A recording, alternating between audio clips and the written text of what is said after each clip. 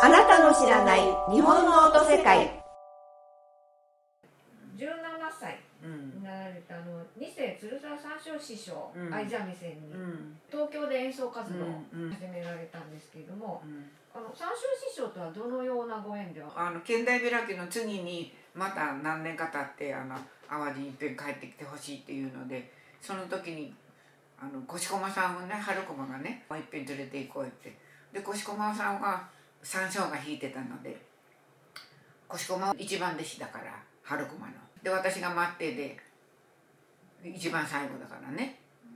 それで淡路に来てもらった時に三唱が越駒さんの弾いたんです。それでね、その時に鳴門がまたやるので、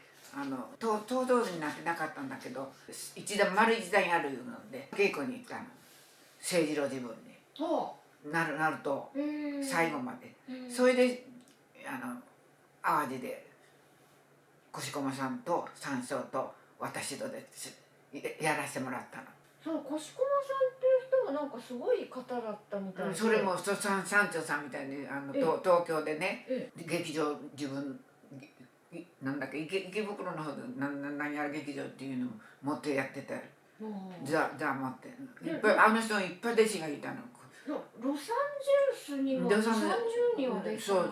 ロサンゼルスに2、3遍行ってたよ。すごいことじゃないですか、その時代ね。そう2、3遍行ってましたね。そのお三人でなると、それがきっかけで本目亭来るようになった。三唱師匠チャッキチャキの江戸っ子さん、江戸っ子のすごいチャキチャキの人で、戦後ね綱蔵先生が東京や稽古に見えてたので先生についちゃったわけ。もちろん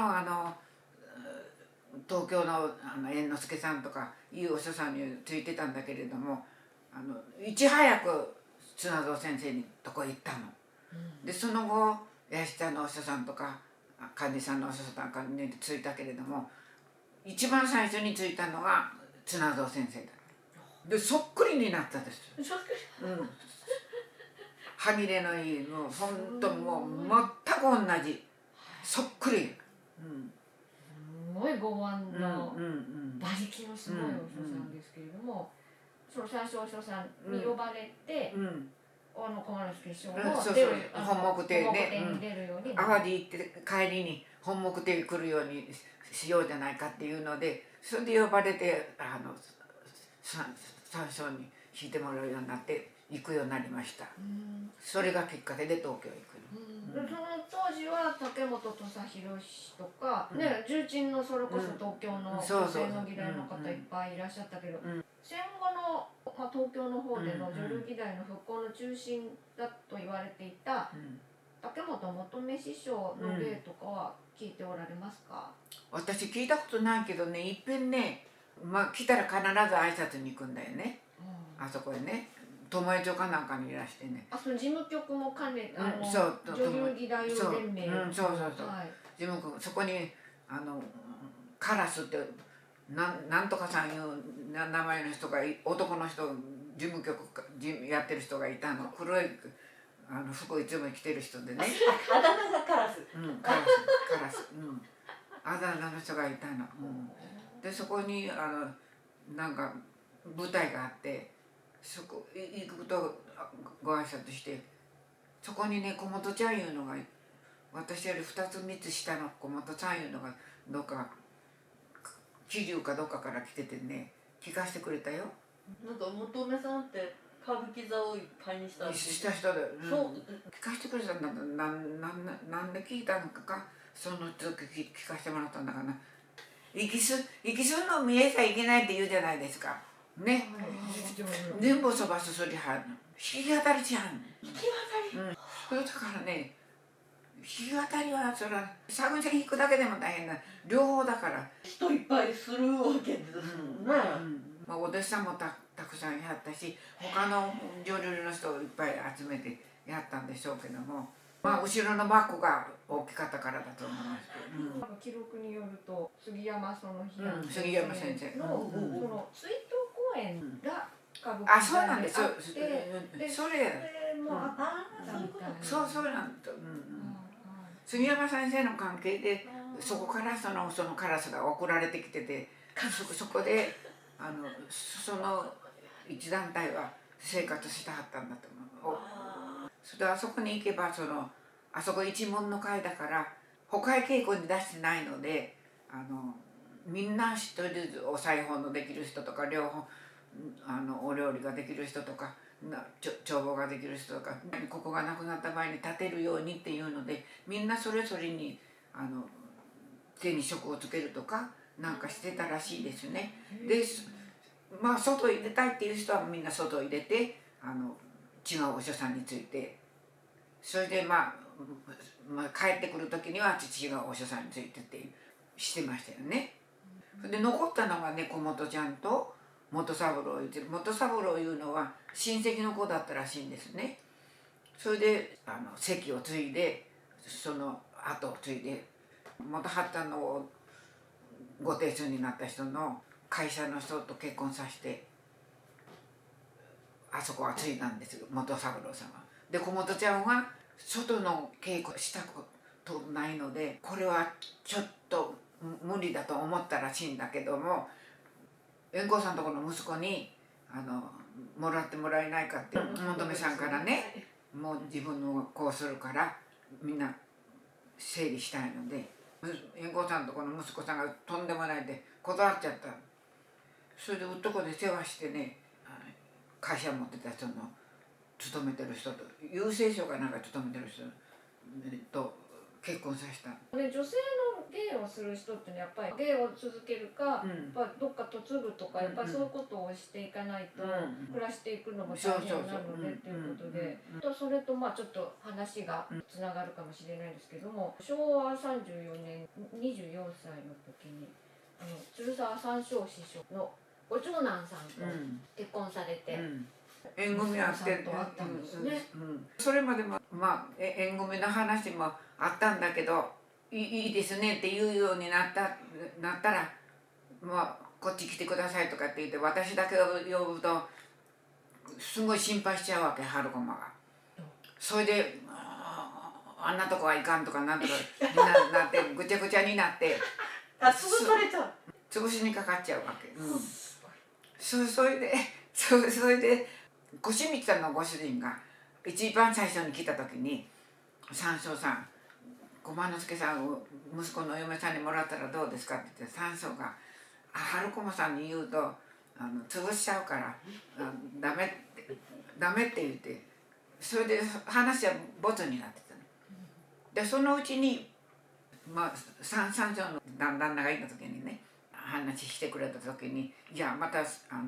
春駒さんがまた惜しくなってる、こうなるといけないから」っていうので「そういや今決めちゃおう」って言ってね話三笑が春駒にしたわけ。いいですよ、しかし芸やめないと、芸やらせてくれるんだったらって言って、そしたら三笑がまとまってもまたペイになるからって言って、村主のおじいさんが今ここで全部結納から何から全部しましょうって言って、本人さん言わないでみんな話決めてしまっちゃって、持ってるだけのお金もう気が変わるといけないからってそうお金渡して、それで春駒師匠にお金を渡してお印でね、そしてすぐに神田明にすぐ式場決めに行って夢に行ってて、もう息子何にも知らないのに。その時師匠はいらしたんですか？いたのかなんだか知らない。その時はねここのうち春駒と私と泊まってたのね。本目亭があったからだと思う。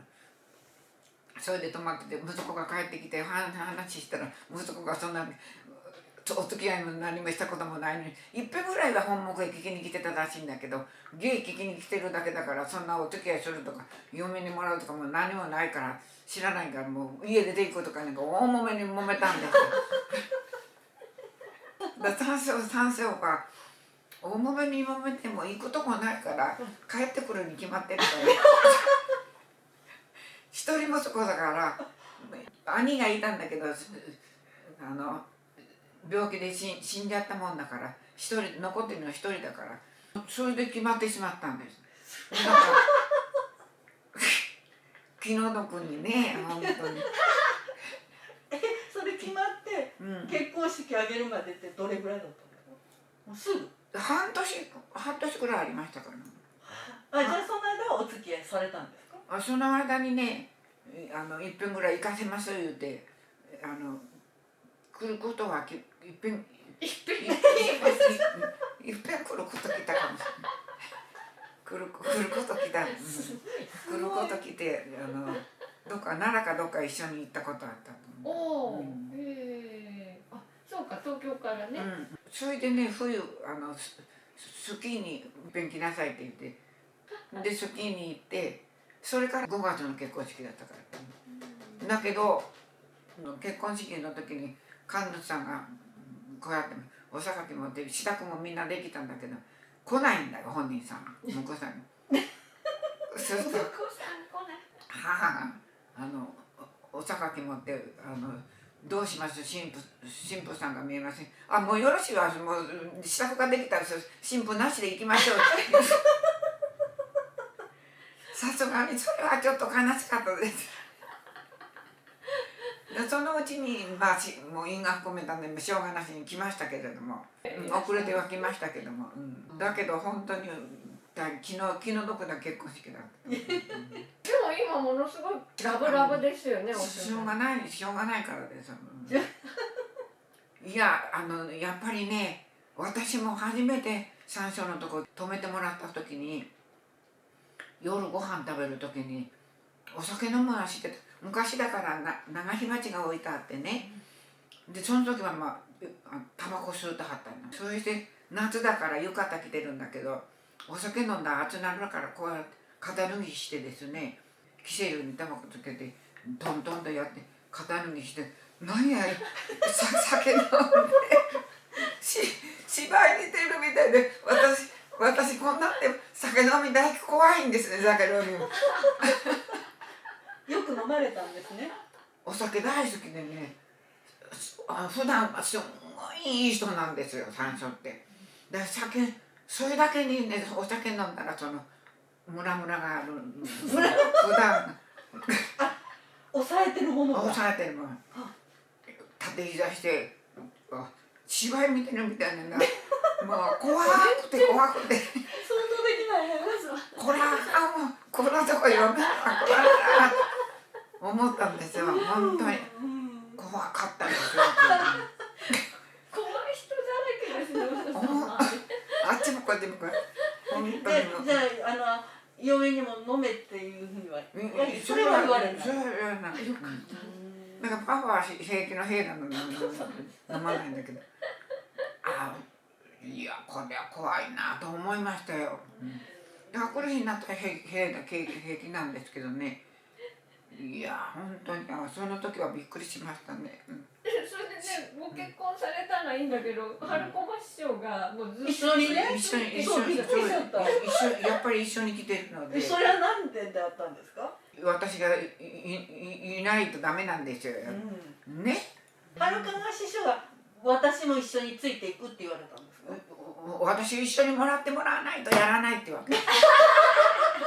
ごいですねそれも。だからしょうがなしにね。だから一緒にもらってくれたから結婚できたわけです。山椒師匠も大きな心がそれもすごいね。パパのことを思えば断るじゃないのそんなおばあ様と一緒にね。だけどやっぱり自分も芸やるし私にもやらしたかったのかもしれないしね。新婚生活がねそのお姑さんとその芸のお師匠さんとそんなのないわよね。ない。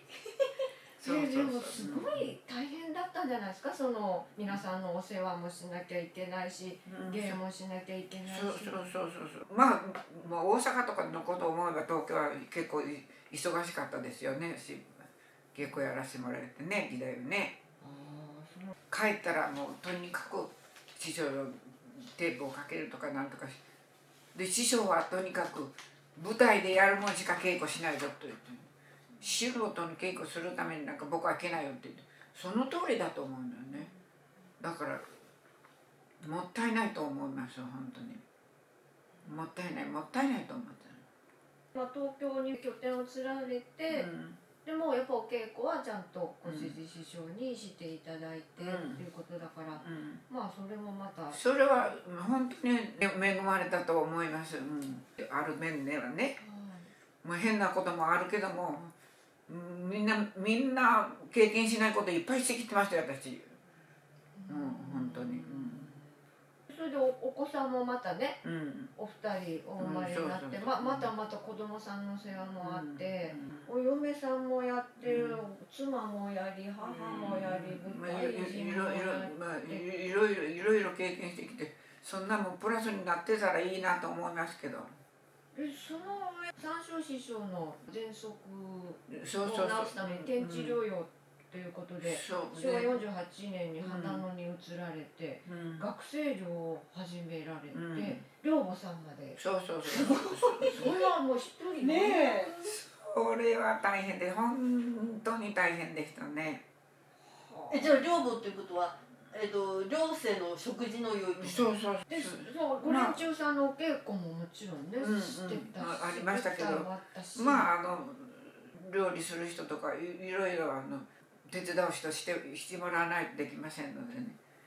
主人が大体そっちの方はしましたからあれですけど、お手伝いしましたよ。すごいね。国宝になったので、そこでも辞めさせてもらった。ちょうど昭和54年ぐらいに、相模大野でお稽古場お師匠さんになった時に私お師匠さんのもとを行かせていただいてて、もうすごいお元気で、もう生き生きされてたっていう、若かったからできたんだと思う。それから緑内障やったりいっぱい病気しました。まあやっぱ無理もちょっともう無理がたさったんだと思う。胃がんやった後で緑内障やったのだから一つ目片方の目は見えなくなって、本当によく生きてきたなと思いますよ。春駒師匠も三照師匠もね、介護もされてらっしゃるんですよね。目もやっぱりね、手術するのに肺がんだから手術両方できないとかね、いろいろあって、嘘ついて肺になんや壁があるからとかって言って病院入院してもらった。母もわがままだからこんなところ病院にいつまで置いとかれて寂しくてかなわないから連れて帰ってくれて、そして帰ってきて、それでも私中南米かとか行くことになってさ、その間うちにいたいっていうのだ、パパが困るからって言うんだけど、うちにいるって明日行くいう時になってもしょうがないから病院探してくれっていうのでさ、探してなんか徳八さんとかいう三味線弾きさんが八王子の方のどこからに入ってるので、そこ探してそこへ頼んで1ヶ月私帰ってくるまで行ってもらって、もう今度からどこへも行かないでくれって母に言われたけどそれでうち連れて帰ってきたの。お医者さんに日に3回ぐらい来てもらってね、それでもう手術できないし食べ物はもう栄養剤だけ入れてるわけで、気がついたら水飲みにお酒入れといてくれっていうのそれで1ヶ月ぐらい持ちましたね。それで豪快ですね。ね、三照師匠さんが亡くなられて、その後なんですけれども、鶴沢重照師匠がお師匠さんの相三味線になられたんですけれども、1986年昭和61年頃からね、重照師匠のお稽古場に私も出入りさせていただくようになって、昭和64年重照師匠が亡くなられる5年ぐらい前に東京芸大の視聴室でお師匠さんと酒屋の演奏をしていただいて、その動画を撮らせていただいたのがありますんで、ちょっと見ていただいて。それ結構、